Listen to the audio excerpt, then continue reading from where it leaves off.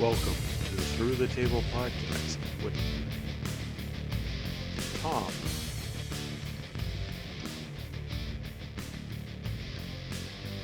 Rick,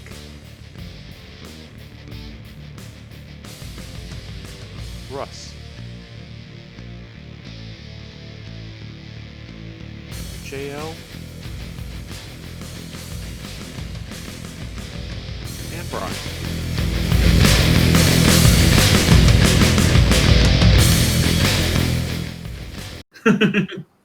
Our top five. Top fives. Top five tag teams. Favorite top five tag teams. This was extremely easy for me. And This I had a hard trouble with it. Really? I couldn't get it down very fast. I couldn't whittle the list down.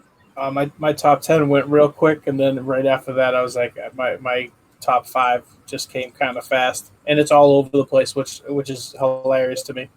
Yeah, well, that's a good thing, though. Go ahead. I'll let you start. All right. So my top five, start with number 5. I went with the Public Enemy. Oh, wow. And I can't even tell you why. Like honestly, it's like last week we did our favorite wrestlers like singles, and it was like, oh, this is why. Look at this match, and you can see. Look at that match, and it's just like I can't really be like, oh, this Public Enemy match was amazing, and it's just I don't know. I just for some reason they always just caught my attention. I was always a huge fan of the Public Enemy. I get that. I mean, sometimes you don't know why you like somebody. You just do. It's the attitude or just the way they came out. Who knows? I mean, and they were just two white guys trying to be hip hop guys, and it just I don't know why, but it worked. It just worked so well, so well.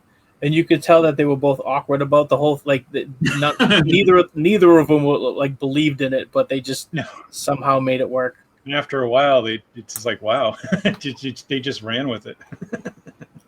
I remember seeing them in the ECW originally there. I was like, oh, who are these guys? And then you're like, oh, all right. And then the more you see them, and you're like, oh, all right, these guys aren't that bad. They're not the most flamboyant. They're not the most athletic, but, you remember them. Right. And the crowd chanting with the theme song and everything, it all worked together. I didn't see him until WCW, which it was completely the first time. I watched ECW first episode. I remember to this day what that was, but I gotta tell you, it wasn't with the Public Enemy in it. It was doesn't matter. The first time I saw Public Enemy is what I'm saying is I didn't see him in ECW. I saw him in WCW on that Nitro, and I was like, "What the hell is going on here?" Yeah. Right. Like it was funny when they showed up on Nitro because like I was, I knew him from ECW. And then it was like when they showed up on Nitro, it's like, because that was before, like, really, like, I wasn't going on dirt sheets and all that stuff. So I was just watching. It's like, these dudes were on ECW and now they're on like Monday nights. And it was crazy to me. And it just, I mean, like, I kind of feel like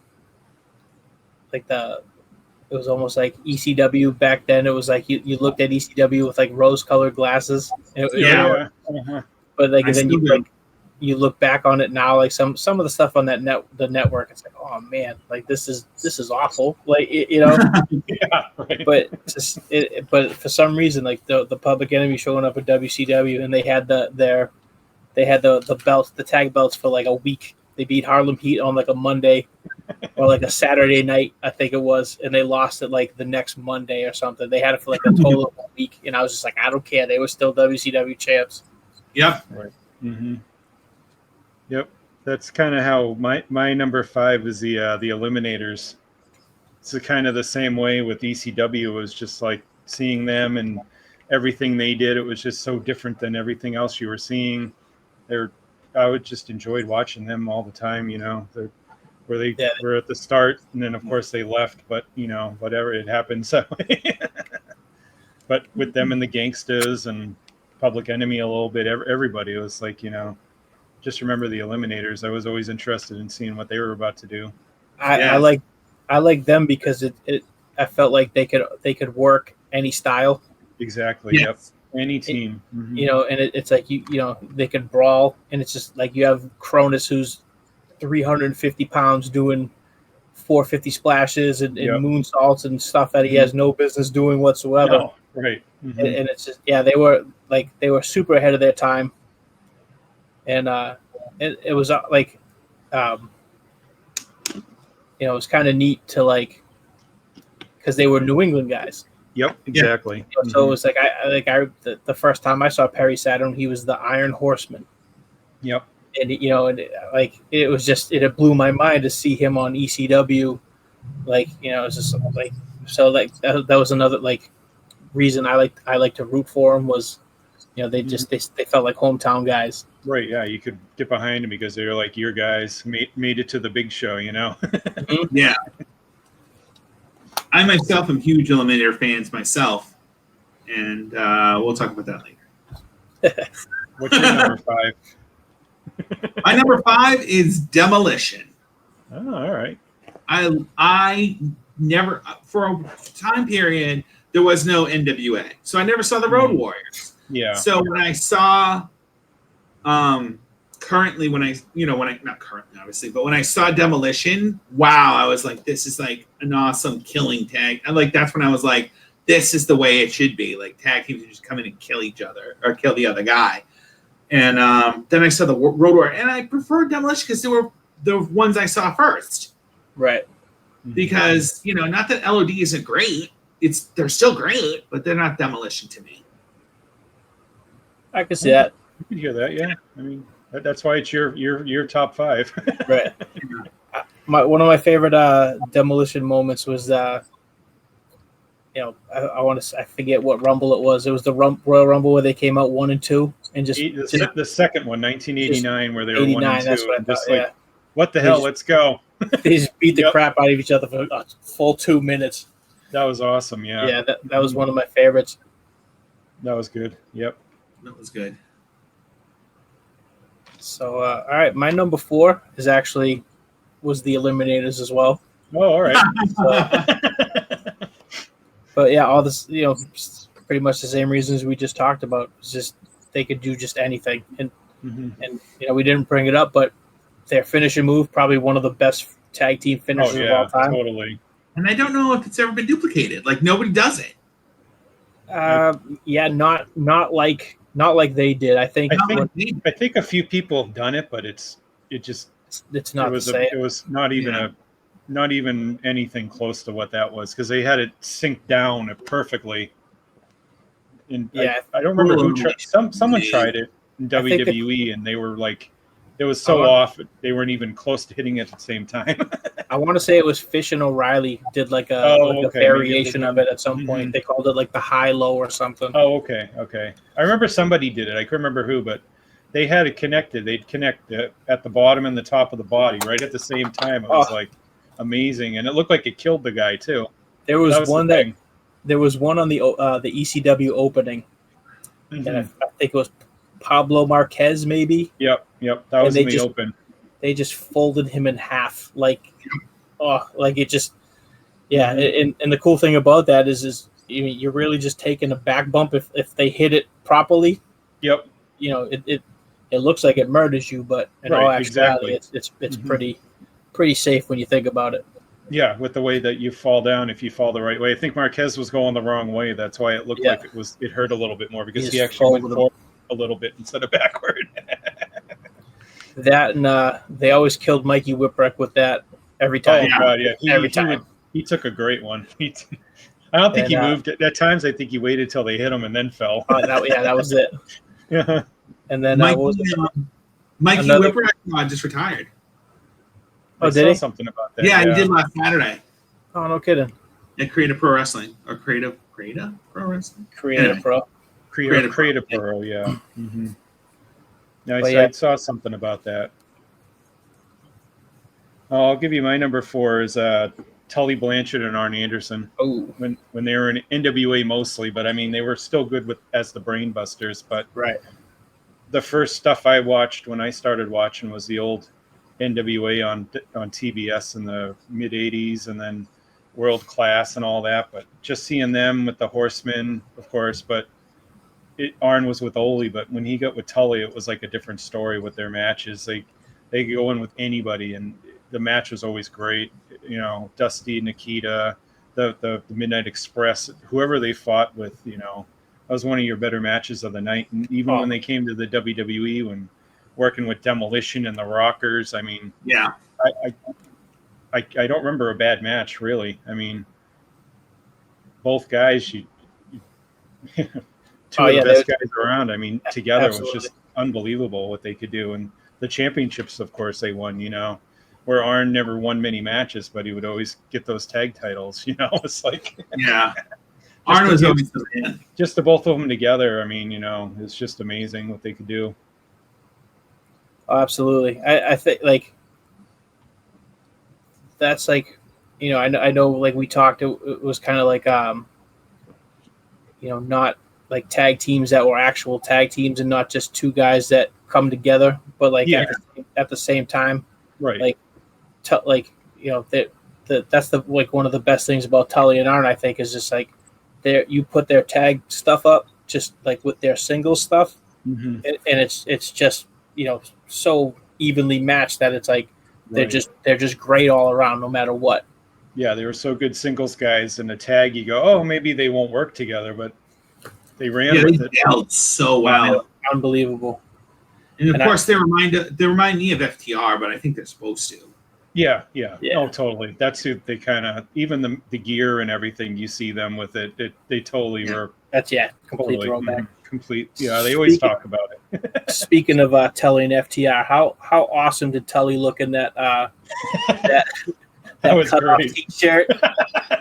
Standing on the bar, just posing. They said it was for the 1986 Great American Bash tour. That was what those outfits were supposed to be. Kind of like awesome. Be like, yeah, because that's what they would wear. Tully and Arn were in all those war games and bunkhouse brawls, and that's the outfit that they would wear. So FTR always likes to, you know, celebrate stuff from the past. So they picked those ones to wear, and Tully's like, well, I'm doing it too.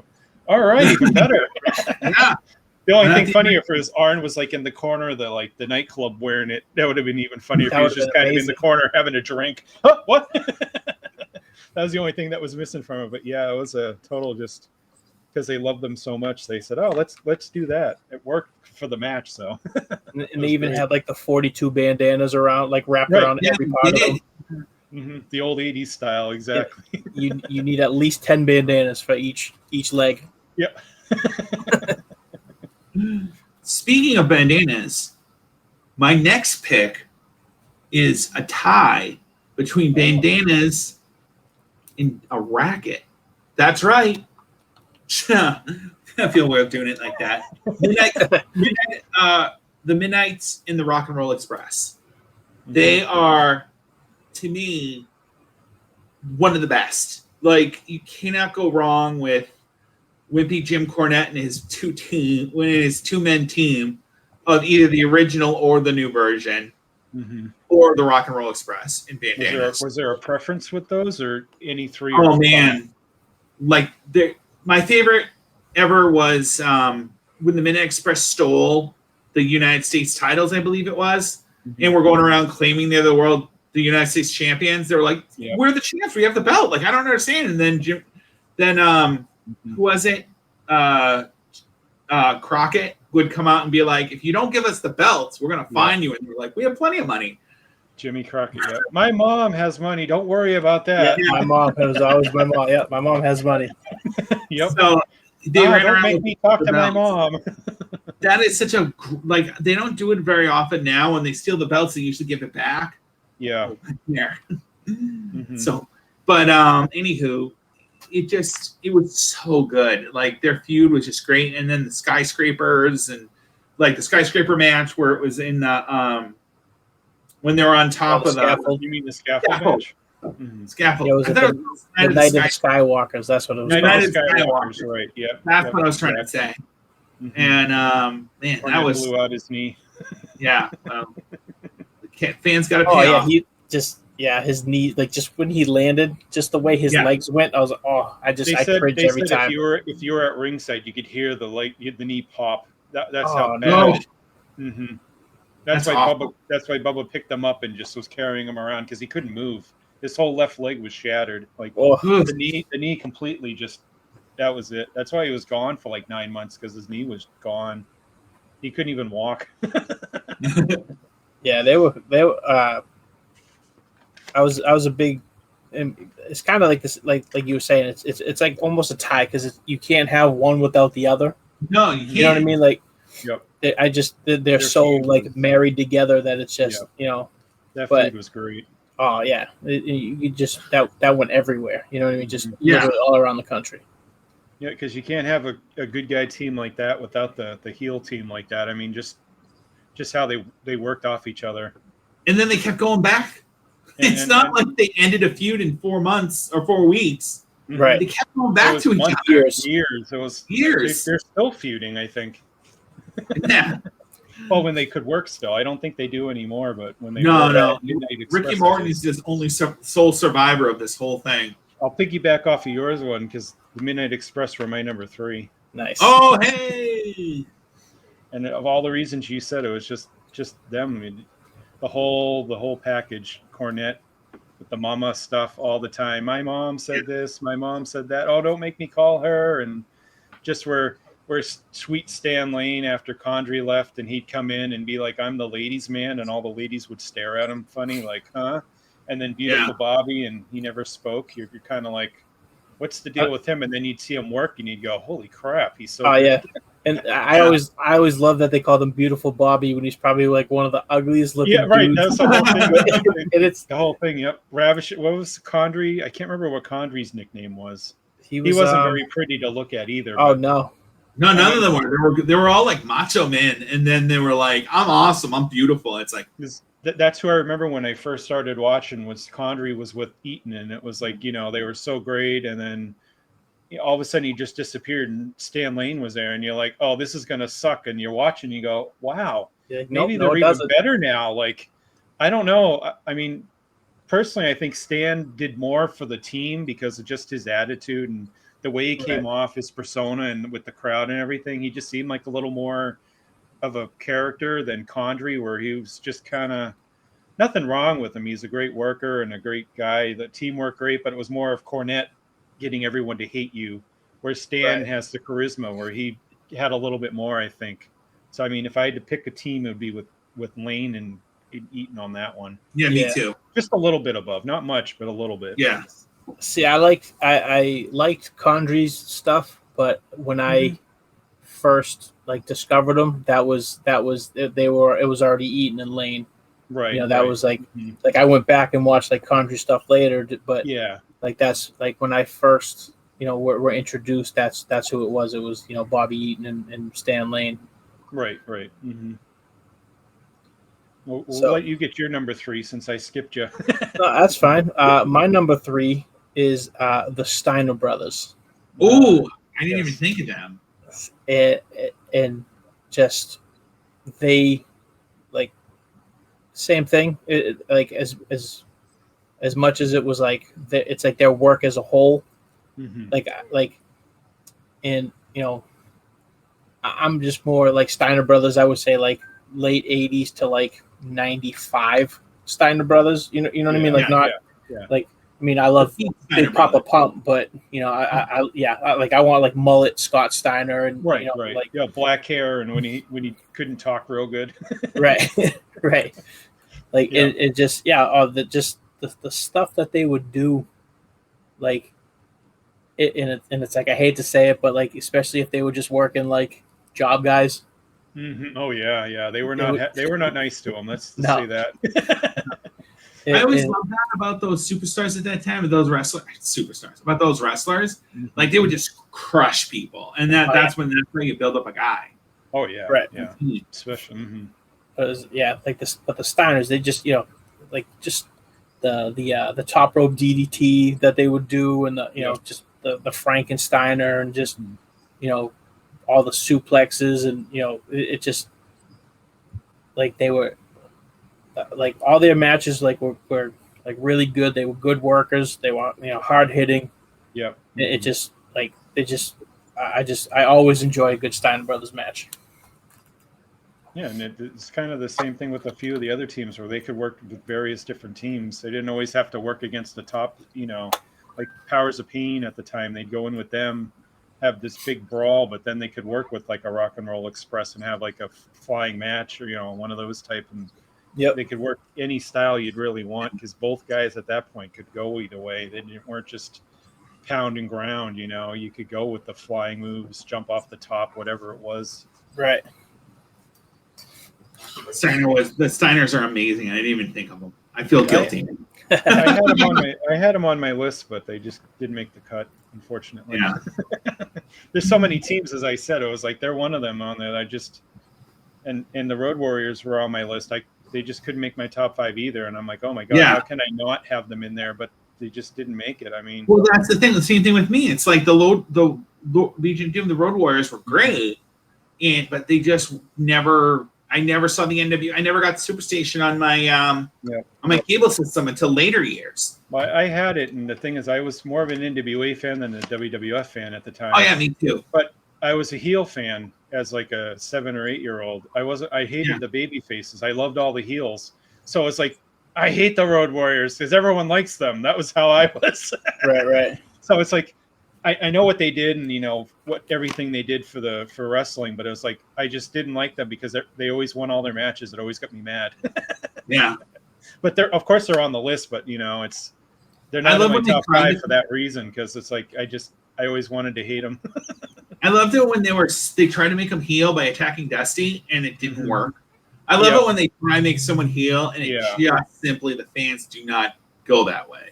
Well, it happens. How do you hate Dusty? Yep. So for me, now I'm going to say specifically, it's the Midnight Rockers. Not necessarily the Rockers. Because the Rockers as a team were good. Yeah. Midnight Rockers with Playboy Buddy Rose and Doug Summers and the AWA is what got me into tag team wrestling. Oh, yeah. Holy God. That bloody tag team match where the Midnight Rockers got attacked, that glued to me to television. Yep. That was blood. And I was like, and I remember I had the AWA Remco figures and I bloodied up my Shawn Michaels with a pen. Oh boy. Because the Doug Summers and the Rose and Summers figures would always attack them, kill them. They would murder them. And that one match for me turned me on to Shawn Michaels and like Marty Jannetty. Yeah, that was one of the first matches I saw from the AWA. Was that match? Yeah. That was wild. Me too. Yeah, the that Rockers were easy. The Midnight Rockers. They were so young, but you could just see that you knew at least Shawn Michaels was going somewhere. Marty, at times you're kind of like, what's the goofball? But he worked with Shawn just because he would do the other things, like take the beating all the time, Right. Like he knew his spot on the team. Marty would take the beating and tag in Shawn for all the high spots. But no, I totally see that. Yeah, no, I didn't think about them. That was one team I didn't think about. I thought about them. They were like closer to like my top 10. Yeah, but like with the Rockers, I don't like. I remember watching AWA, but like my introduction to AWA, I think was like when they got the ESPN deal, like back in like I want to say it was like late 88, 89 or 90, maybe even 90, something around there. I think it was around 88. Like I remember coming home from school and watching it. When Snuka got suspended for his drug problem there, he went to AWA and was feuding with the Beers. That was in like late 88 because I remember they had a New Year's Eve special and De Beers gave him what I don't remember what he called it. His version of the pedigree to Snuka on the concrete floor, and Snuka came up like he'd been like bloodied as crazy, and it was a New Year's Eve in '88. I remember that because Snuka was there for like 3 or 4 months, and then back in the WWE. It was weird. Didn't Kurt Hennig win the world title then? Yeah, it was the same show. Yep. Mm-hmm. That was earlier in the show. That was a wild show. The Rockers fought. Wild show. I can't remember who they fought. It was Paul Diamond and what was it called when Diamond Dallas Page there? God, Oh, I the forget. Diamond Mines. It was Pat Tanaka and Paul Diamond, but I can't remember what they called them. They The fought them in Diamond a Mines. Was it They the bad? fought the- Not the bad breed. Bad Was Company. it- Bad Bad Company. Company. Yeah, they fought them. They fought the Midnight Rockers in like the opener or something. I remember that because the whole show was like, "This is like a pay-per-view on ESPN. This is awesome." Right. Being a kid, you're like, "I'm not going out anyway. I'll watch Yeah, I this." remember that lasted till like 8. Like it was awesome. I was Yeah, like we my started first at like 9:30 memory I until have. midnight. It was wild on ESPN Yeah, of all things. You're like, "Wow." This is my first one on first staying up as a kid. Yep. Like I think. Hitting beat Nick Bockwinkel in the main event, like a 25-minute like great match. It was great. Yeah, the whole show. I don't remember what the other matches were. It didn't matter. Those three stuck out. All Are right. we up to number 2? Number 2. Go All for right, it. I'll go. No, that's fine. So my number 2 is I went a little different with this one, but the Miracle Violence connection of Terry Gordy and Dr. Death Steve Williams. Oh, that's a good Um, one. Nice. I just say they were kind of like they're kind of like the same as like the Steiner brothers almost, where it was just like they just they could work, but they could also just like beat the crap out of whoever they were working with and just Oh yeah. moan over everybody. Mhm. And then and I remember the what was it? I think it was maybe a Crockett Cup. I think it was like a WCW, like maybe a Clash of the Champions. It was a tournament. I want to say it was a Crockett Cup, and the finals were the Steiners and the Miracle Violence connection. And like I just remember that match. Just I was probably maybe like 10 or 12, something around there. And I just remember watching it, just being like, I remember the finish was kind of wonky, but the whole match was just amazing. Yeah, I think that was when Bill Watts was in charge, and he brought them in as a tag team from All Japan. Yeah, I remember that match. I remember wow, that too. That match on free TV, like wow. Yeah. I mean, the smart marks weren't around as much then. They would be like, "Oh my god," now and all that. But then you're like, "Wow, they're giving this away for free." But not a lot And of then people you'd also, as a cared kid, about. you'd also remember as a kid, you'd be like, "Who are these guys?" Yeah.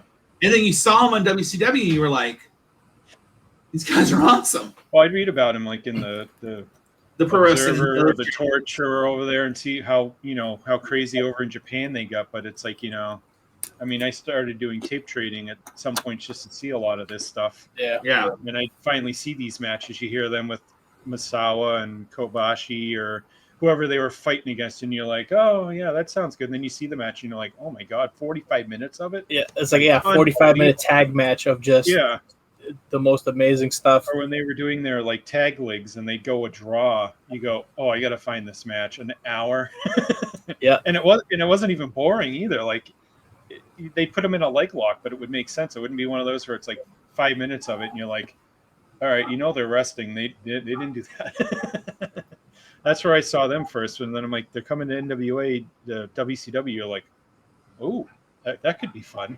Yeah, I think that's pretty much where I first saw him, was that tournament. And then like just, same thing, just seeing what you could with tapes and stuff like that. And then just with YouTube, it was just, people make playlists and you just sit there for hours on end watching, all this stuff. I fell in love with those guys. Like it just, you have like Gordy, who was, part of the Freebirds, and it's just, Dr. Death has always just been like a badass dude. And then you put them together and it was like, I just remember them, when that tournament where they wrestled the Steiners, and I'm like, the Steiners, they're gonna beat them, and it's like, and they beat the Steiner brothers. It's like, whoa, like who are these guys? Like that was big, yeah. Mm-hmm.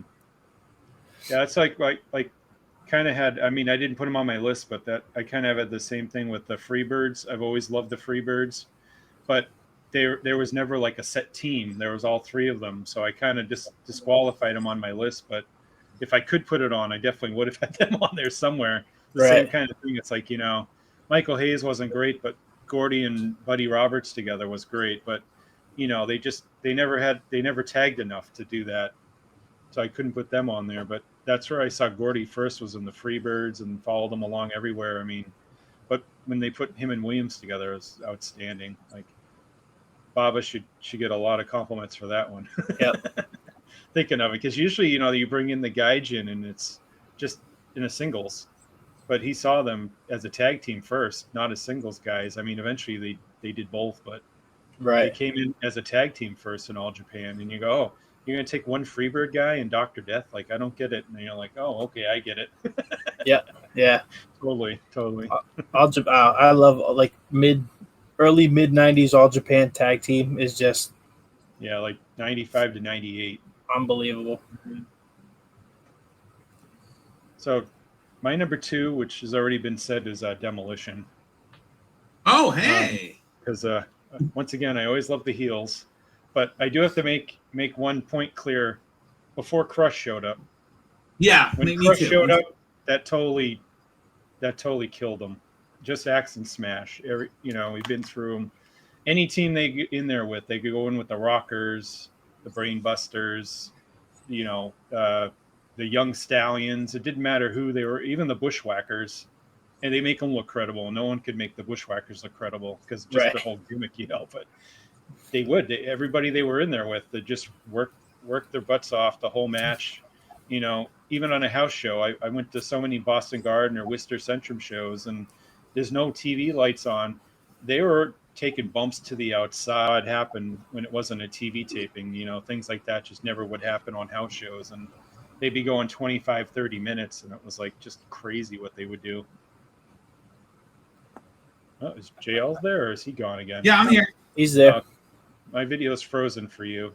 Oh, I'm not. I think it's something wrong with Okay, you're back again. All right, go ahead. Okay, good. There might be something wrong with my thing. I remember what was it? What WrestleMania was it? It was Demolition versus Colossal Connection, Haku and Andre. Was it 5? 5 or 6? God, it was in. I don't remember the number. I know what you're talking about, though. But same thing. I remember that match was like the crowd was hot for that match. And it's like same thing. I just like I feel like tag team wrestling like nowadays is just like a lost art at this, like not a lost art, but I just feel like it's I don't know, like tag teams back when we were younger, just there's just something about them. They were just more special. Part of it was just where WWE was probably had a hand in it, where in the last few years where they would just put two guys together and you're a tag team now, and it like no reason for them to be together, but they just they just needed tag teams. That's not a tag team division, just putting guys together just for fun, it would be no name, no unified. I mean, I like the teams that have like the tights that look alike. You know what I mean? Right, yeah. Mm-hmm. That looks like a team. Right.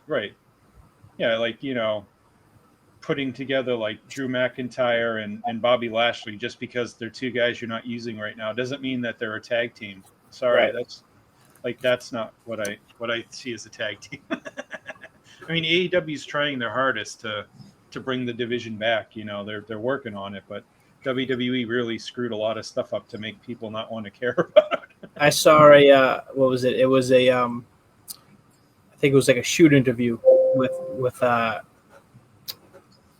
London and Kendrick, Paul London and Brian Kendrick, mm-hmm. and I guess like Shane McMahon was giving them a tour of Titan Towers or whatever. Yeah, and like it was, I forget exactly what it was, but it was like they had pictures on the walls of like wrestlers and stuff, and I guess like Kendrick or London, one of them asked like, where's all the pictures of the tag teams? Mm-hmm. And Shane just turned to him and was just like, well, nobody gave a shit about tag teams since the Legion of Doom. It is, so it's just kind of like, okay, You're bringing us in as a tag team. Right. You're telling us that you don't care about us, or like right off the rip. Yeah, great. That makes me feel real great about this going yeah. Good. Hold on 1 second. I got to plug in. Okay. I'm just rolling over here. Apparently I was unplugged. Oh, all right. Well, maybe that's why we went kind of funky. No, it's my place. The heat's crazy.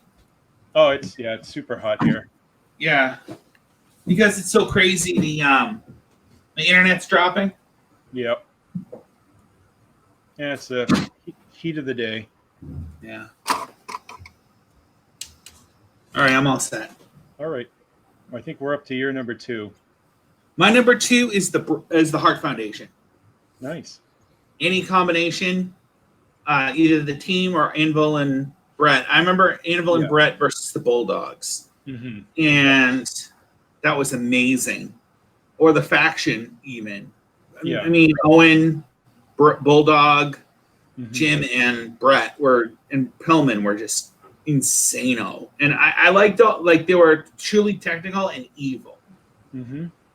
So I thought they were good. I wish I had more exposure to like New Japan and stuff at that time, to be honest, because like all I know is American stuff. Sure. So, but like for me, the Hart Foundation was really one of the best. And I'm going to do number 1 just because it's been said before. Okay. It's Eliminators. Oh, nice. Wow. Okay. All They're right. my all-time favorite team. Thanks. If I think of tag team wrestling, I immediately go to the Eliminators.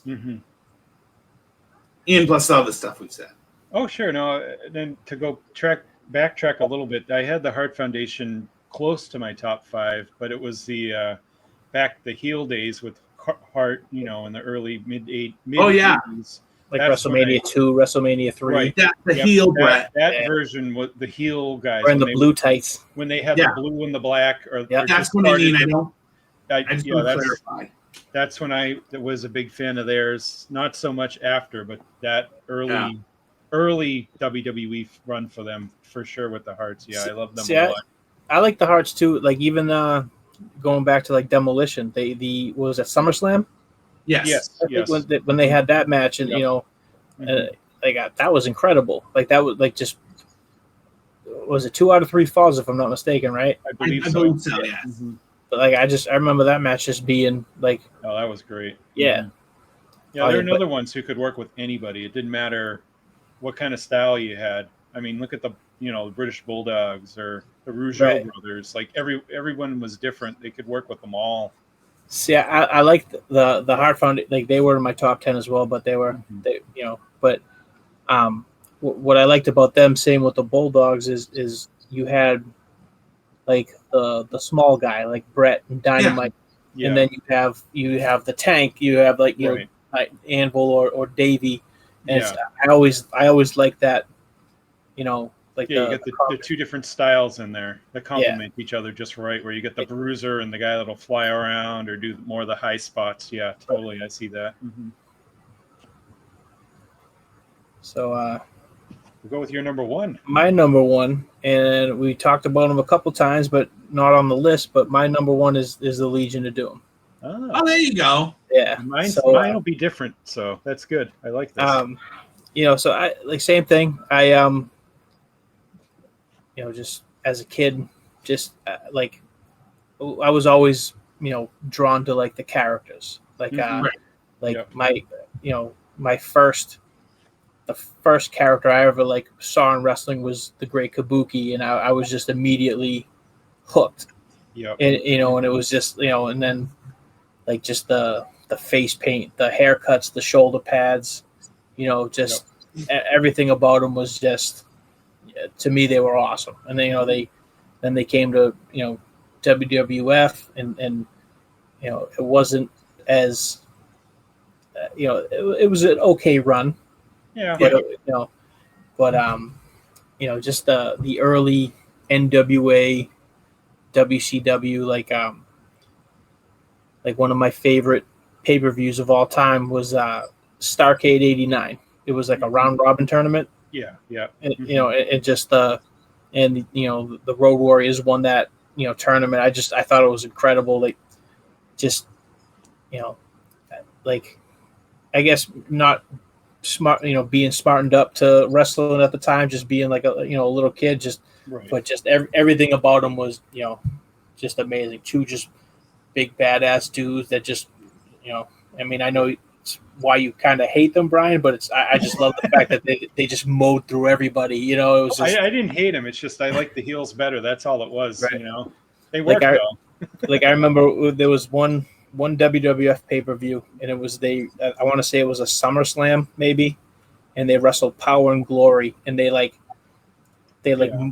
ran through them in like 3 minutes. And I just, as a kid, like now I'd be like, oh man, that was 3 minutes, that was terrible. But as a kid, I was Yeah. like, that was the greatest thing. It was like it was great, LOD's greatest hits. Poor Paul Roma had to take all that, but it was just amazing. Well, the time I liked the Warriors the best was when they were working both NWA and AWA, and they had the tag titles from the AWA because they were wrestling as heels then. It was so different than the NWA what they were doing with them. It was like almost like light and day. It was like wild, like running through all the teams in the AWA. Then in the NWA, they're like baby faces. You're kind of like, wait a minute. That's when you were kind of realizing like, this is kind of something's up. Right? Yeah. But and then they were able to go to Japan at the same time, so they were all over the place. It's like you didn't see that much around that time periods when they kind of, people weren't in as many promotions or territories as it was. Right. But at that point, they were still kind of there. But going from where, if I remember correctly, Ole Anderson found them in a gym. Yeah. Just because Matt Bourne got fired, they were going to give Arn Anderson and Matt Bourne the tag titles in Georgia Championship Wrestling.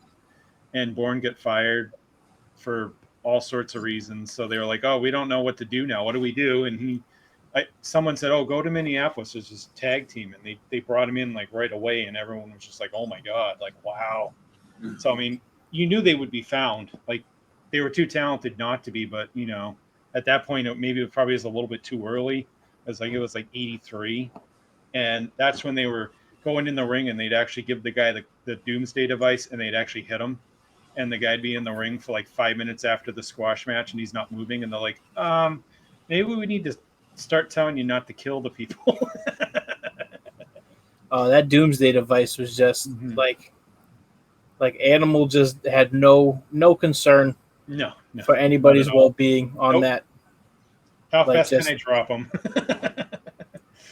Then there was all their moves, their clotheslines, everything they did just looked like it killed people. Like, yeah. Oh. I felt bad for some of them. It's like you just see the welts on them. What was I watching? It was something. Oh, it was the Dark Side of the Ring, the Grizzly Smith one, and they had one of the like a little video clip that they had. It was just Sam Houston getting the crap beat out of him by both Road Warriors, and I was like, oh man, they just didn't. They had no regard for local talent. Nope, not at all. Not at all. That's probably the only negative about them when they were back in those days, is they didn't care what happened. Nope. I'm getting over. If you're okay after the match, then so be it. So I remember hearing stories on other guys, like the real main event guys fighting them, and be like, I don't want to work them on a big show. That they're bad enough on a TV taping, let alone a big show where they're all like super excited. They're like, no, they're gonna kill me. Like, I don't want to do it. I know Arn and Tully would be like, all right, they have to get the ice baths ready in the back and have the aspirin ready to pop when they got back there, because they knew they'd barely be able to function. Oh yeah, they would just throw haymakers, especially in those like the Great American Bash tours where you'd be fighting them like for 3 weeks in a row with no days off. You're like, really? You're making me do that long with them? Tag team escape the cage. That was the worst. Like one match, okay, but like all that. Yeah, all right, we'll go to my number one. They haven't been mentioned yet, and everyone knows who they are, the Dudley Boys. Oh, the Dudleys. Yeah, that's a good pick. Because of obviously where you first saw them was in ECW, where Bubba would take the mic for about 45 minutes and get the crowd so riled up you'd want to see them lose. I'll say that's one heel team that you always wanted to lose. Yeah. And in ECW, where there's really no limits, he would go off on everybody, as you all would see. And they could still work in the ring as well. I mean, they weren't pushovers. They weren't exciting at times. They weren't gonna have a 5-star match, but you knew if you're getting in the ring with them, it was going to be a brawl. Right. I mean, look, they went to WWE and they had all the ladder matches, Edge and Christian and the Hardy Boys. Those were amazing matches. They went to TNA, had great matches there. I mean, Yeah, they did. everywhere they went, they were always at the top. I mean, look at all the tag titles they got for a team like that, where you think, oh, they're nothing special. Everyone loved them, you know. There's a picture of them that they sell with the ECW, WWE, TNA, and NWA tag team belts. Mhm. It's their and the New Japan belts too. Oh, okay. Yeah, they, so it's got them I all. think they won everything. Yeah, they Yeah. went, everywhere they went, they always won too. And it's like, oh, like, you know, they left for WWE. Oh, they're not going to have any chance there. Vince won't like them. They won't give them a chance. No, they got over. Everywhere they went, they just proved they could do it. It's like, it was crazy back in those days of someone like that, where, you know, you don't have to be too fancy. It's just, everyone Right. liked, you know, it just proved to me everyone liked them. Even if you don't like them, you like them. Right. And honestly, like they were on my list as well. They're in my top, like my top they're 10. Yeah. They at one point they were close to my number one as well. Mhm. But and I know this is probably going to sound a little like not I don't know the word I'm looking for, but like, you know, some of those Bubba Ray Dudley promos, like where, you know, it's like there was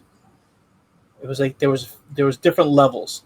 It was like, you know, there was sometimes like, you know, if he's like jaw jacking with like a drunk fan, you know, and like, you know, that's cool. But like when it's like sometimes like I guess the language that he was using, you know what I mean? Like you can't call people that stuff today. Like, you know what I mean? No.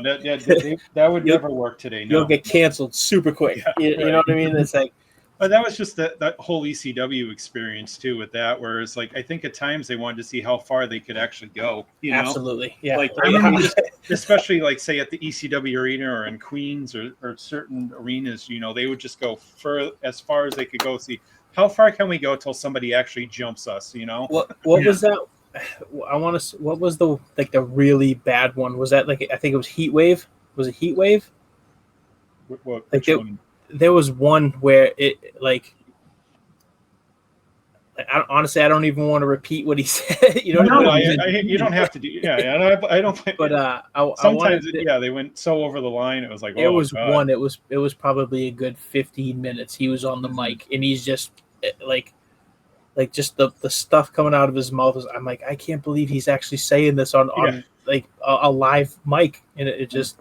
Mm-hmm. But like I just remember. You know, like I know there was a couple times in like the the New York building that they always did, the Elks Lodge. Like people would try to climb down from the balcony just to and they threaten to jump down on him and stuff.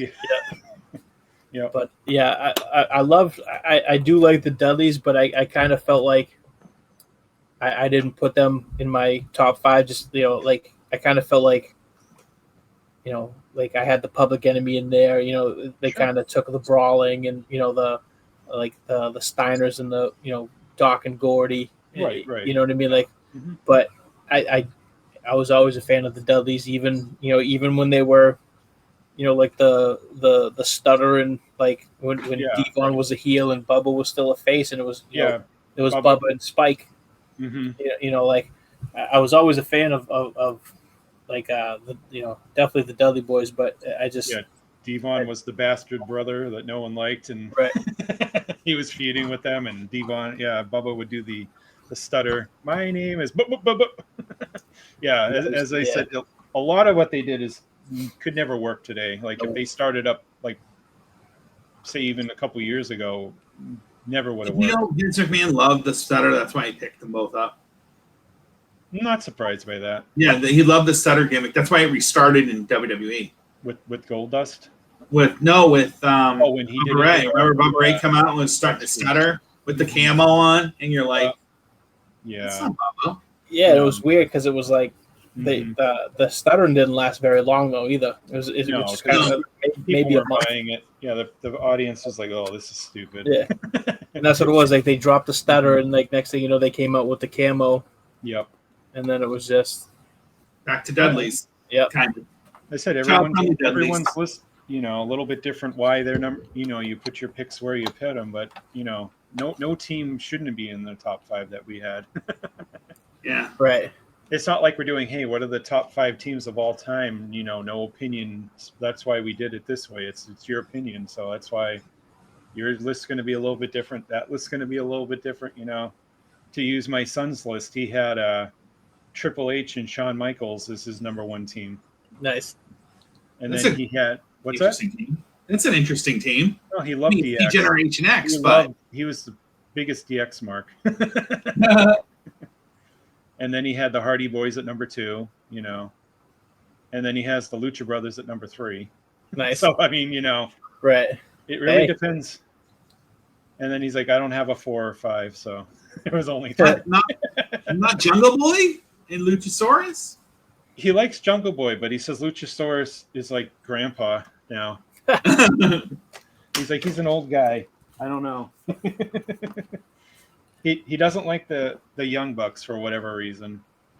I mean, I could kind of see that. Some people would have them on their list. I could see them make somebody's list as like, say, a modern team that would be up there. Yeah.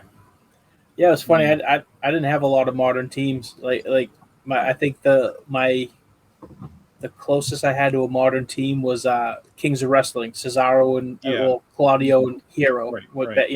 And I think they stopped wrestling in 2009, 2010. The one I had was the Gorillas of Destiny was made my top 15. They're a good team. I was just going to say that. I'm surprised nobody mentioned them. But they made my list. But that's why I'm saying when we're saying, oh, my list is done, I'm like, I'm having so much trouble eliminating people because it's like down to like little nitty picky, little tiny thought. Why don't you like them? Well, I don't really like. Tenga Lao is not my favorite. I think he's okay. I mean, as a team, he's good. But like if he was, I don't know. He just at times he kills me with that team. And nobody likes Enzo and Cass. Come on. No, yeah. Top 10 all the way. Yeah, or the FBI was on my list. Oh man, I just love the FBI. I mean, yeah, especially with Tracy. With Tracy Smothers, it was great. They didn't make my top 5, but you go anywhere. I like when some of the older Japanese teams on there. Yeah. There's trying to think. I mean, granted, it's it's just crazy how many tag teams were around, like the Killer Bees, Orient Express. And then again, true. We did talk about Bad Company, so I guess Bad Company. Right. If I had to, Orient Express, no, but Bad Company, that they possibly could have done that. Yeah. Mm-hmm. FTR, which is a current team, which some people they're really good. They're one of my favorites. Yeah. Their work is great, but it's like they're a team where I look at them and I don't get excited for their matches. Like you know what I mean? Like it's weird. I love Arn and Tully. Yeah. But to me it's just like, I mean, maybe that's what it is. Maybe it's like if I'm gonna watch a match like that, I'm gonna watch Arn and Tully, not. I mean, just imagine if FTR was, say, back in '88 or '87. Oh, it'd be amazing. It's just they're in the wrong era for that right now. That's for some of them. You're just in the wrong era. I mean, say. Put the Lucha Brothers back in the 80s, people be like, oh, what is this joke? Right. Too many high spots. What's with all this Sierra Miedo? People be like, no, this doesn't work. Yeah, it's kind of like the same thing. I'm sure, probably some tag teams back then probably wouldn't work today. No, I don't think so. I mean, nowadays would the LOD work? Like if they just premiered, would they work? I don't know. Probably. I think if they were pushed the right way. Yeah, but I kind of feel like if the LOD were around today, it would be like the WWE formula. They'd bring them in, they'd get the tag belts like right off the bat. Yeah. Have them for 3, 4, 5 months. Mm-hmm. And then they would just be another tag team. Right. Yeah, I mean it's hard with the older teams. Like some people don't want to hear any interviews. They don't want to hear all the trash talking they would do before all the matches, or they don't do enough high spots. They're not exciting enough for me. Right.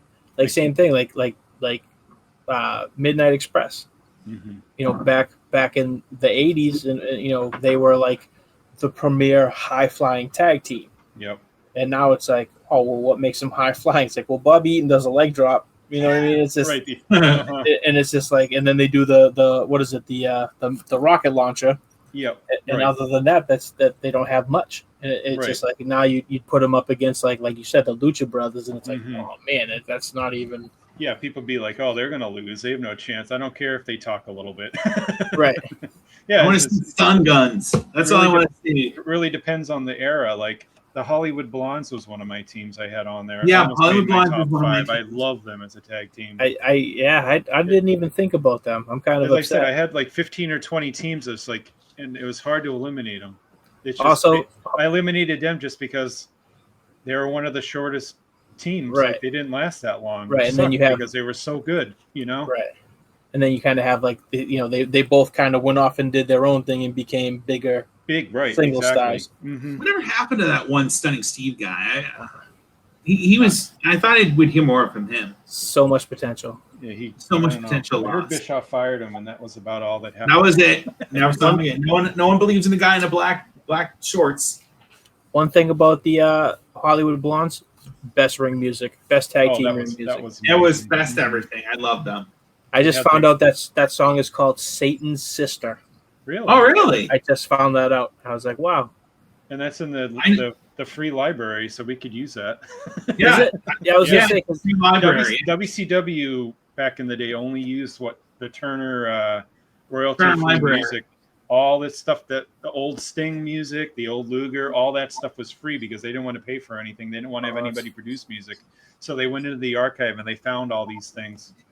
I guess Jason has a Pillman, CD of them. Pillman, Like, Pillman, bought the actual CD. yeah, Pillman was saying he went through the archive. He asked for it, and they gave him like 2,000 discs or something. oh geez. And he's like, "Oh, this is ridiculous." So he just grabbed like 10, and it happened to be on one of those. Yeah, That's it's, how it just happened. Like, Oh, that's too funny. he just picked the right CD, like literally. Because yeah, that was all that their songs were royalty free because they don't want to pay any money for anything. because I was actually looking that stuff up because I remember what was it? I think the Hardy Boys music. I think that's the same thing. I think that Yeah. Hardy Boys music is like rights free music. I've Yeah. heard that on the commercials and Yeah. stuff. Mm-hmm. yeah. So But, is Booker T. A lot of the Oh. TNA stuff is too, right? It's on Kids Or in the some Hall. of it. Some of it's free. What is it? The old No. TNA theme songs weren't No. they? No, I thought some of that was royalty free back when they first started. No, someone Oh, actually really? composed it, and then now Oh. they sued over it. So Oh, okay. because they were using them in videos and stuff, and then Billy Oh. Corgan brought it in and started using Marilyn Manson and like was going to change all the music to like good music, and then Yeah. you know what happened to Billy. Well, yeah, we know. There was a theme tell you. song. I couldn't remember who used it in WCW. I think it was. I want to say it was the Renegade. And Yeah, I don't remember but they used the same song as I want to say it was Halloween Havoc '97 Oh. was the and For that, yeah. but the funny thing about that is at that same time they used that as the Halloween Havoc and Renegades theme song. Mark Merrow was using it in WWF. Yeah. Oh yeah. Okay. It's just Okay. like, Yeah. you know, like I remember watching that, like watching like a Raw and him coming Yeah. out and having that song, and then like switching over to Nitro, and then like someone else would have the same. It blew my mind, and I never really put two and two together. Like what, you know, it must just be Yeah. rights free music. Yeah. They did. What did they do? There's another one that they did that was so funny. Like ECW had to start doing that. That's why they had Harry Slash and the Slash Tones Right. do like Taz and stuff. But and they had to start licensing like Motorhead's Enter Sandman. Yeah, because Yeah. when they went to TNN, they had they first show all the people heard what the theme songs were, and they were all saying, "Oh, you have to start paying us royalties," and they're like, "Oh no, we meant to use the other song that we had recorded. Sorry about that." So that's why Yeah. they had Harry Slash make all these covers. Yeah, I remember getting that ECW the music albums, and then like listening to the songs, and I'm like, what? None of these are like. None of these are right. Yeah, They had to because they were getting sued. That's funny. When they were syndicated, nobody cared because nobody watched. And plus, it was on at like 2 a.m. Right, Yeah. right. No one's who cares? He's using What executives up at 2 a.m. watching They're using a ECW? House of Pain song or a White Zombie song. No one cared, Right. Or Deep Purple. Wait a minute. Someone's using our song on TNN. What's this? This is on at 8:00 at night. Yeah, that's too funny though. I was thinking about that the other day. I was like, I was like Googling Stone Cold's or the Hollywood Blondes ring music. I just remember that being like one of my favorites. Well, that's one we could add as a favorite theme songs for Theme people music? to do Yeah. a list on that one. I never thought of that one, but that one would work. I like that. My wife said, "Hey, you've done tag teams and regular. You should do a women's top 5." Yeah. And I'm like, I'm down with that. We don't want to run out of ideas. We'll take all the ideas. Absolutely. Like Absolutely. favorite shows, favorite promotions. I'm like, yeah, of course. Why wouldn't we? Why not? Those are going to differ. Everybody knows my favorite promotion is Shotgun Saturday Night. That's it. What's your Favorite show? Jacked. Metal. It's I the just- same show. I just like the first Sunday Night Heat. I like the first 4 episodes of Shotgun when they were like in Yeah. like the club or like the actual Yeah. like subway, New York City subway. Yeah, Right? were Didn't at they do that? They, Grand Central That was Station awesome. That's what it was. Grand Yeah. Central Station. when they tombstone the Undertaker on the escalator. Oh yeah, and he just Triple H, yeah. Right. Yep. That was great. I was like, oh wow. Just imagine trying to do that nowadays. oh no. You want to do a wrestling match at Grand Central Station and use an escalator? At 1 a.m. Right. Or the Nothing famous sketchy nightclubs there. that they went to and all those other places they went to. That was like, people, some of them wouldn't care now, but you could never do that one again. No. Or like what is it, the Yokozuna Slam on the The USS Intrepid. Intrepid or whatever it was,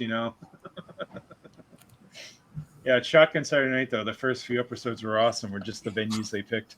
Yeah, they were in like That was some amazing. seedy club or like Oh whatever. yeah, that was that was great. It was like barely any lights, and all of a sudden some weird person coming to the ring, and you're like, who's that? One of the headbangers was a nun. You're That's like, right. what Yeah, the hell? they turned the headbangers into nuns for like a week. And it's like, what? Huh? Is that a But Vince Russo gimmick? It had to be, right? Oh yeah, I'm sure. I remember, I'm sure one of- something we don't know, but it was all him. I'm sure. Absolutely. And then I remember the Shotgun Saturday Night with what was it? Stone Cold and Terry Funk just beat the crap out of each Yeah. other for like it's 20 minutes. it's some Texas like rodeo or something. Yeah. And yeah, I remember there was like barrels and stuff. And Yep, yeah, it they was just at beat the it was crap at a out of each other. rodeo, and they like put the ring in like the corner of it. It was a weird because there were tables around that area. There's a little restaurant, and I'm like, what the heck? Are those on the network? I want to see if those are on the network. All right, so top 5 tag teams. All right, let's go. Let's dive into this because right. they were doing a lot better when we were talking wrestling. Yes, right, exactly. Not that I'm superstitious or anything. So I think you got to start off at number 5 with the tag team specialists known as the Rockers. I put them 5 just because obviously they didn't hold any titles except for one that nobody recognizes. Right. Yep. But it wasn't. They were so good, and they were doing things that no one else did in those days. At least nobody on mainstream TV did. Right. And as a result, they influenced a whole generation of tag team wrestlers. You don't have the Young Bucks today without the Rockers. I said that in the last podcast. Yep. Right. Exactly. But they modeled their style after them. Totally.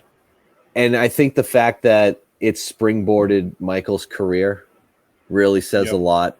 There's always that one really good wrestler in a tag team, and that one that, and no offense to Liv Morgan, but she's not the Shawn Michaels of the Riot Squad. And so they think they released the WWE through the wrong person through the plate glass window, so to speak. Yep. But I mean, they were an amazing team doing high flying moves, double tag team moves, these things that nobody did at the time that revolutionized the whole tag team game. And you see elements of that today. Mm-hmm.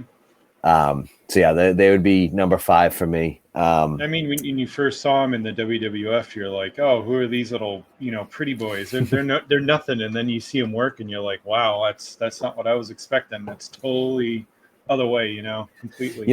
It's funny because I was a kid, but I remember because every now and again ESPN would show different wrestling shows and Yep. so forth. But I remember when they were the Midnight Rockers, Mm-hmm. and I remember my brother and I are sitting there watching them like, wow, these guys are really good. Look what they're Yeah. doing. I mean, Right. at first you think, oh, look at they're a cheap ripoff of the Rock and Roll Express. Yep. And then you Yep. see them starting to do things. It's like, whoa, oh, Mhm. okay, yeah, okay. And they were green as, goose crap at that point. But Right. Yeah. Exactly. but no, they were just definitely. I think if they were around today, they would be winning title after title after title. Sure. Also, if they were around today, Vince would break them up sooner and then try to find other tag teams for both of them. No doubt about it. Yeah, but if they're one of those that you could have them in any era and they would work. Yeah. Because nowadays, tag team wrestling is we're going to establish you as a tag team, we're going to break you up, and we're just going to find other tag teams for you. Yep, right. Fair enough. Marty with like Baron Corbin or something, Oh, God, that would be god-awful, wouldn't the it? King's Court. Marty's my servant. Oh, God. Oh, God, there's so much bad today. I hear you. Number 4, interestedly enough, the Hart Foundation. All right. Got to go the Hart Foundation, number 4. And again, and no knock on Jim the Anvil Neidhart, because I think Jim the Anvil Neidhart was the more charismatic of the two. He was the guy that I think if he was around in today's generation, he would be more over than Brett was because of his charisma, because of his interviews. He was hilarious to watch. Mm-hmm. His daughter is just the worst thing in the world, but he was absolutely hilarious to watch. Christ, Natalia is the answer to a question nobody asked. I'm so sick of her and her awful plastic surgery. Ugh. Well, You can edit this out. We'll do a bottom 5 one of these days. Excellent. You She's can do your numbers bottom 1 through 5. people. I thought the Bellas were on there too. Well, that's true. All right, she's 1 through 4. The Bellas take up number 5. I like it. But no, he was definitely he should have been the breakout star in my opinion. He would have been today. He would have been the breakout star. But Brett was just technically sound.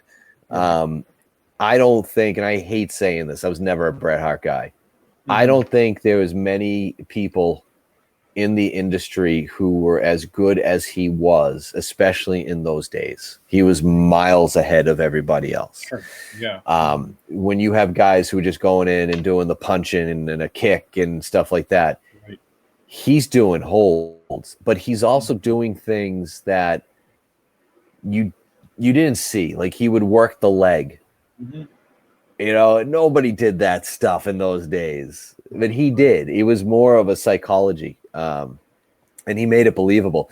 That team was really, really good. And they influenced a lot of tag teams, and they were multi-time champions. And, there's a team that I think would have worked in any generation too. Yep. Oh, totally. Yeah. Yeah. Well, some teams could, some teams it wouldn't work at all. Yeah. Like put the powers of pain out there now, and it just be like, like certain people they were okay for their time, but that's it. Powers of Pain, man, I loved them as a kid. Mm-hmm. They were only around because, and the game's over. They were only around because, they needed an answer to my number 3 team on the list, which is the Legion of Doom, the Road Warriors. Yeah, very good segue. Nice. You would think I had like some sort of broadcasting degree. I think you told me that one, right? But no, they were just brought in because here's the Legion of Doom. They're this amazing tag team that just beats everybody. So you bring in the Warlord and the Barbarian, and you basically cut their hair the same way. You put the face paint on them, and you make them their version, which was great when the Legion of Doom actually came in. Right, exactly. But I don't think there was many better teams in the mid 80s into the late 80s than the Legion of Doom. These are just two big guys who could do whatever they wanted, and you believed that they were going to come to the ring and just destroy people. Oh, you could tell the guys in the ring against them are like, you could almost see them like petrified, like, oh God, no. They knew who was coming out, but you could just tell, like, oh God, don't kill me. Please let me live. Oh yeah. And you know what? They defined tag team wrestling for the longest time. And you could ask probably about 100 people, and I guarantee you the majority of them would put the Legion of Doom as their number one tag team of all time because they won titles everywhere. Yep. They were dominant. They were over everywhere.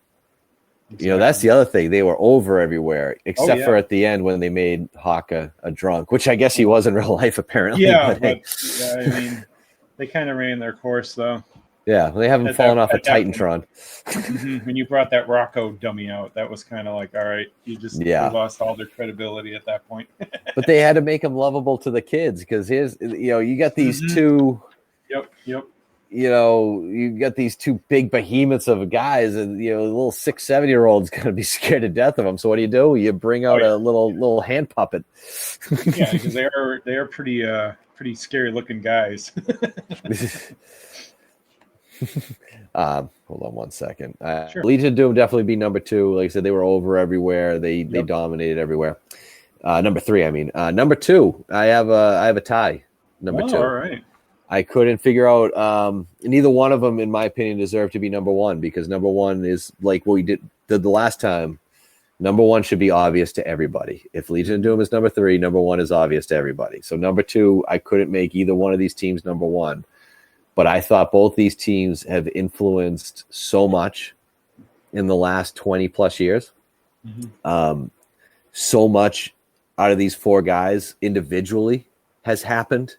Multiple title reigns, world titles, intercontinental titles, tag titles everywhere. I think it's pretty obvious who these guys are, right? I think you got to go the Hardys and Edge and Christian. Yep. Tied for that. Yeah. That's where we stopped. I mean, you didn't say really anything, so. These guys completely, revolutionized tag team wrestling for a period. Where Shawn Michaels and Razor Ramon had the ladder match, these guys took it to an entirely different level. Correct. Those tag team ladder matches were some of the most amazing things you've ever seen. Mm-hmm. Again, you wouldn't have the Hardys without the Rockers. Nope. You could see their influence in there. Right. Their tag team style, very similar. They're also one of those rare teams where they're real brothers. They're not just, hey, Vince is going to take Skip and bring in Zip. Right. Ugh. Because all the names had to rhyme. I don't know what it is, but Vince McMahon loves to have people with names that rhyme. What are you doing?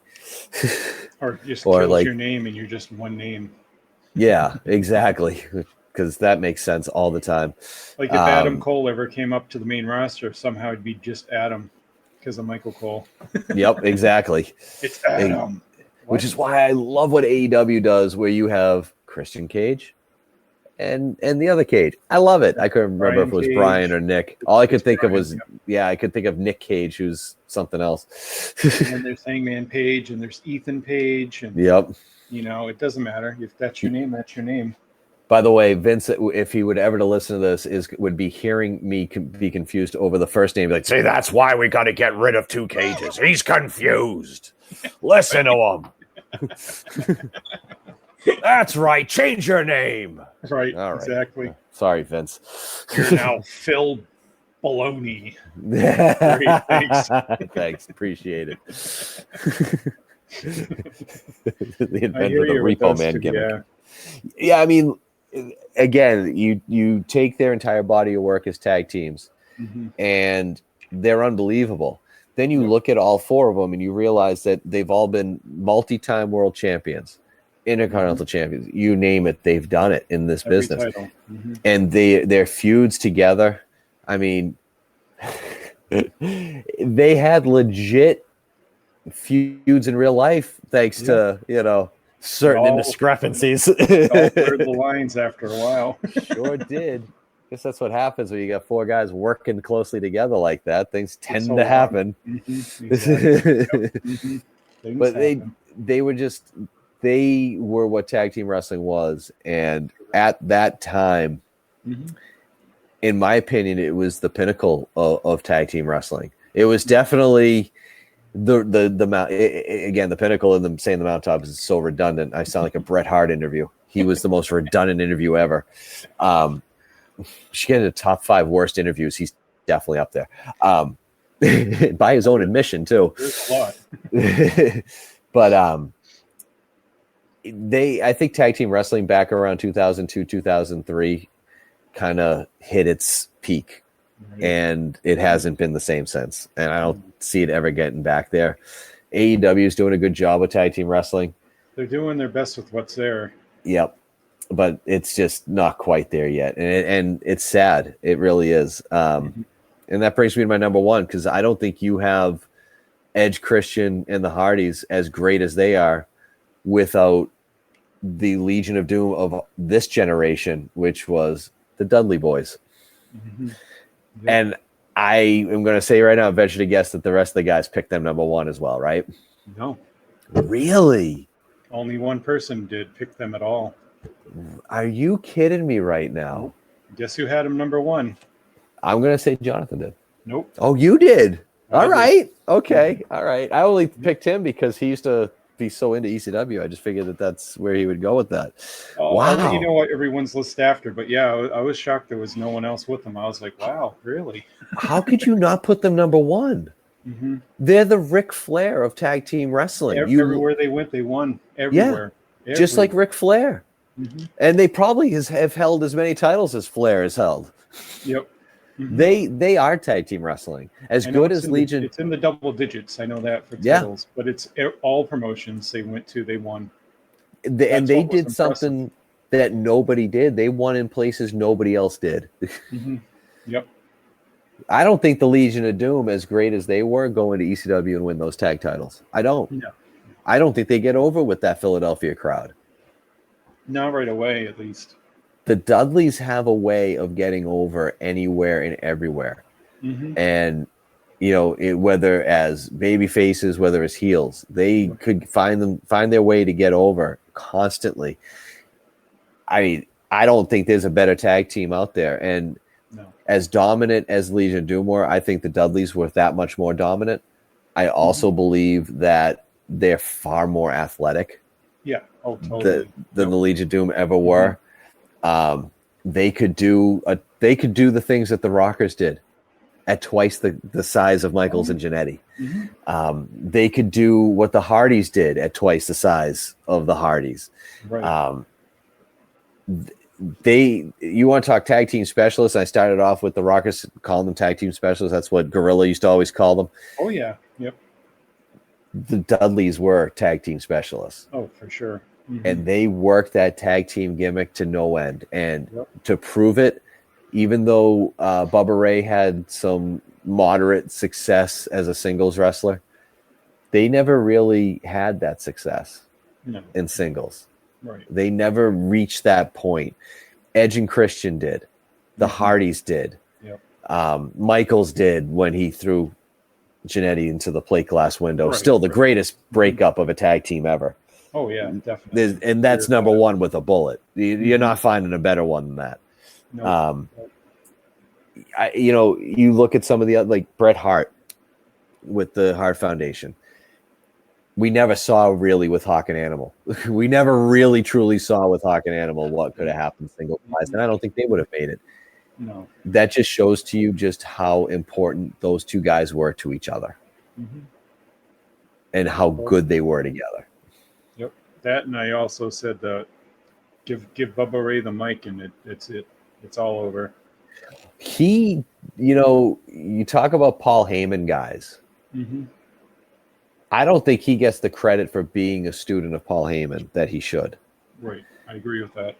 Paul Heyman took him aside and worked with him in ECW and taught him how to give a promo. Oh, when he And first you could started, see he it. couldn't even talk. Yeah. Oh, he did that stuttering gimmick. Oh, yeah. He did that whole thing. Yep. It was terrible. But, now you look back at some of the stuff he's done later in his career, some of the gimmicks and some of the interviews he did, and it's just you can hear Paul Heyman. You could just hear it.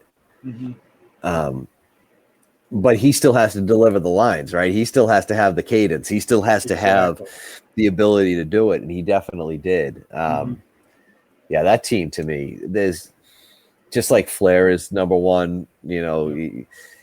There's no better tag team than the Dudleys. That's what I came up with. I couldn't bump anyone over them. Nope. I just couldn't do it. No, and it's funny. There's a lot of teams I didn't mention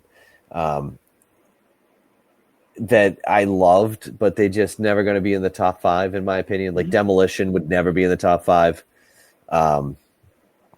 I love them as a team. I thought they were great, but I think that the Head Shrinkers were incredibly talented. I think that Fatu was the Shawn Michaels of that tag team. Oh, for sure. Yeah. But for big guys, how athletic they were. Yeah, he was very athletic. Yep. There's just so many good teams that happen, which is sad because I'm saying it in the past tense. Yep. Tag team wrestling. I think I had about 20 teams, and it was hard to eliminate anybody. It really was. Yeah. I mean even it's like pulling hairs. That's how close it was on some of them.